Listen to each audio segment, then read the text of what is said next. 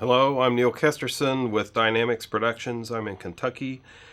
I've been in the business more than 30 years. It's mostly been film sound, recording, audio production all across the board. I've used a number of microphones in my time. In fact, when I started in the mid 80s, one of my first jobs was booming on set for a film. And I learned early on that holding a boom pole is one of the hardest jobs there is, because you're holding it above your head the entire time. And back then they were aluminum poles and they were not light like they are today. So after about 10 minutes it weighed 30 pounds. And then after an hour it weighed 300 pounds. So the one thing I was always looking for in all my years was a actual boom itself and a boom pole that were quiet, because when you're booming you have your arms shake a little bit, so you have to have shock absorption not only in the pole but in the boom itself. So today's booms have a lot of that built in, and you're listening for a lot of things. That's one of them. The other is the quality. Does it sound like a film when you're using it? Does it sound natural? Does it sound like you and I are talking about 5 feet away from each other? Is it natural? You can put a lav mic on someone, which is the kind that the news people wear on the chest, and we're used to that sound because we watch the news and we watch variety shows, and that's what they wear. But if you go to a film, the cinema, most of the sound, the dialogue you're hearing is from a boom mic, and it's overhead, like here. And you're going to see a picture of it. It's about arm's length above me. 12 to 18 inches is a typical height that we put it, just out of frame. And I'm not wearing a lav in this. We're only using the boom, so it's going to sound more natural. You're going to hear more room. If you close your eyes and listen, you're going to hear some of the room around you. That's natural. It doesn't sound like what you would use on a radio spot, where it would be a microphone that we'd use in a closed studio. So today we're here to talk about the Aputure Deity Boom. It's a boom that costs under $400 on the average retail place. So I was asked to review it and kind of put it through the paces against some of my microphones that I use every day, and I'm here to talk about that. Okay, so let's talk about the boom a little bit. It's a medium shotgun boom. That means it falls somewhere in between long and short, obviously. This is a short boom, a typical one we use. The size of the boom usually is in parallel with the size of the room. So a shorter boom like this you would use in a small room where you can get in close, or you could even pull it a little bit further apart to get 1 or 2 people at one time. Medium boom is what we're using right now. It's a good general purpose size. You can use it almost anywhere and get decent results. But in a room that's about 10 by 20, which is what we're in, it's a good selection for that. And then we have usually a long boom, and I'm not going to take it out of here, but you can see it fits all the way from one end to the other, and in comparison to this. And it's usually what we use in very large studios or outside.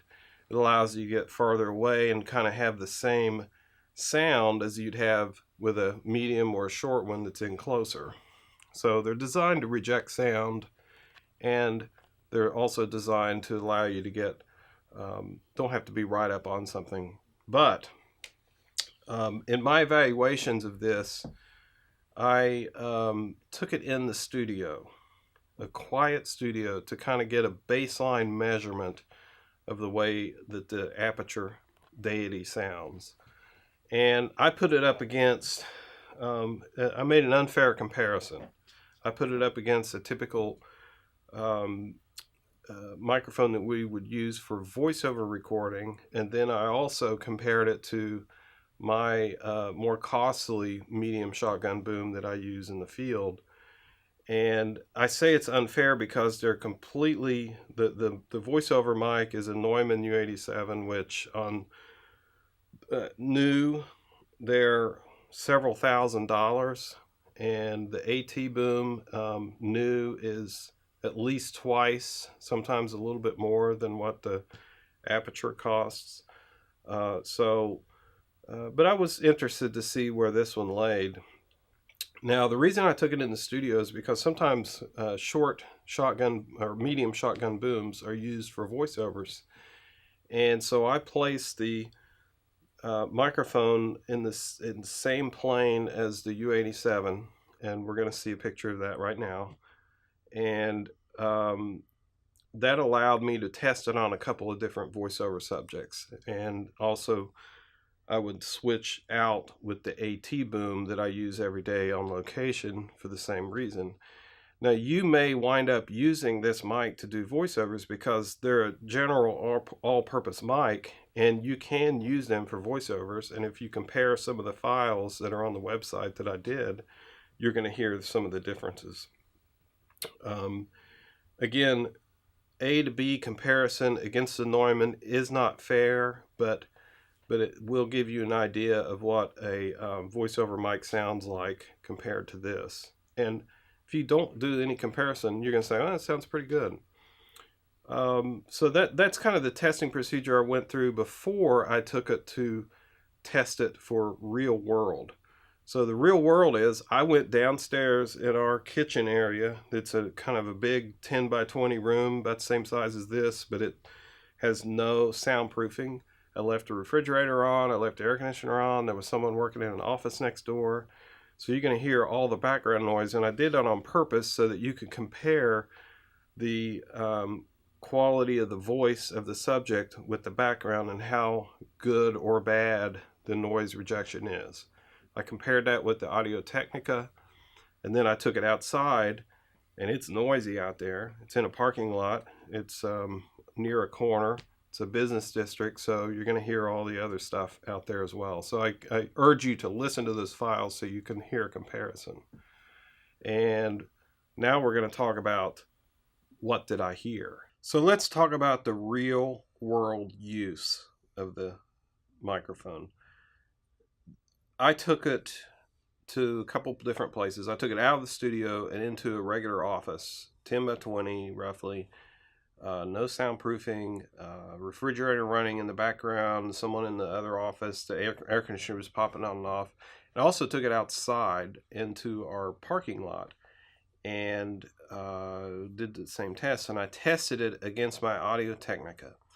So I encourage you to download the files that are linked on this webpage to listen to the differences between what I did in the studio, the office, and outside. Use your own ear, make your own determination.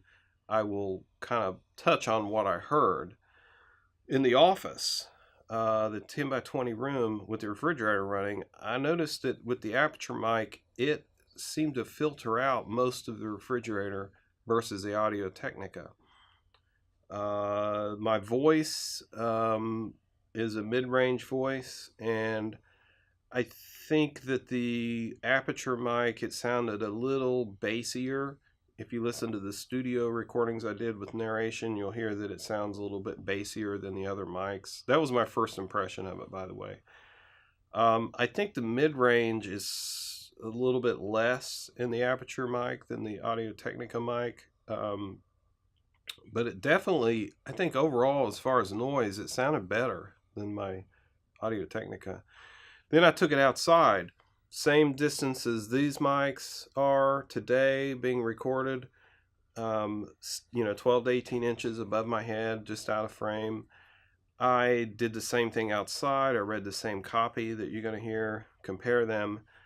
In my opinion, the Aputure mic didn't sound much different than the Audio Technica mic outside. There may have been a little bit more bass in the voice, which is not a bad thing outside because the sound decays so fast when you have no walls and ceiling. So actually outside it performed on par or close to a microphone that costs twice as much. So do these comparisons, listen to them, make up your own mind. let's talk about overall impressions for a microphone that costs less than $400. When David handed it to me and he said, "This mic breaks the $400 barrier. Give me your impressions on it." I held it and I was like, "Whoa, this thing's kind of heavy." I could hammer nails with it, I believe. It's one of those microphones that I think is built really, really tough. It's designed to take some abuse. All microphones should be treated like babies, but we don't always treat all of our stuff really good. So I think it could take some abuse and it won't get dented easily. As far as what's inside, I don't know. I'm assuming that it's built just as tough inside. I thought it sounded bassy, like I said. Again, it's not such a bad thing. But when I compare it to my Audio-Technica mic, which costs twice as much, I was a little kind of let down with my Audio-Technica mic, because it's like, why do I have something that costs twice as much but doesn't sound twice as better? And that's what you're getting with this Aputure mic. It is, you know, performs like a $600 mic, you might say, or maybe my Audio-Technica mic performs like a $600 mic. It's gonna get there really close on the quality. So avoid the $200 mics, buy this mic. So if you were to listen to this mic without comparing it to any other microphone, I was impressed with it. When you do ABC comparisons, of course, you're going to hear differences in different environments. But I really do think that this mic was designed to be used on the set, outside, to take a little bit of abuse and still sound good. And it does. If you have no other microphones to compare it to, you're going to say, wow, this sounds great. If you don't know what the price is, you're going to say, wow, this sounds great.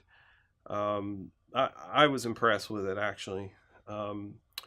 I would use it on set. I wouldn't use it as a voiceover mic every day, but hey, as a fill-in, yeah, go ahead and use it that way. Again, download the files, listen to it. If you want to get more in depth on what I wrote, download that, my written review of it. And let's thank Media Unlock for bringing all this information to you. And if you want to check my company out, I'm on the web at dxaudio.com. Thanks a lot. Thanks for stopping in and watching this video with us today. If you want to see the newest video that we just put out, click right here. Down below right here, hit the subscribe button. I also want to thank Neil for stepping in and helping us out with this review. This guy's amazing. He really knows his audio much better than me. That's why I had him actually do the review and help me out with it. And of course, if you guys are interested in purchasing the Aputure Deity mic, it's going to be down here in the corner. And anything that you guys do purchase does help us out. We do get a little bit of commission. Thank you so much again. Hit that subscribe button. Go check out the Deity. Check out the newest video we got out. Have a good day, guys. Catch you next time.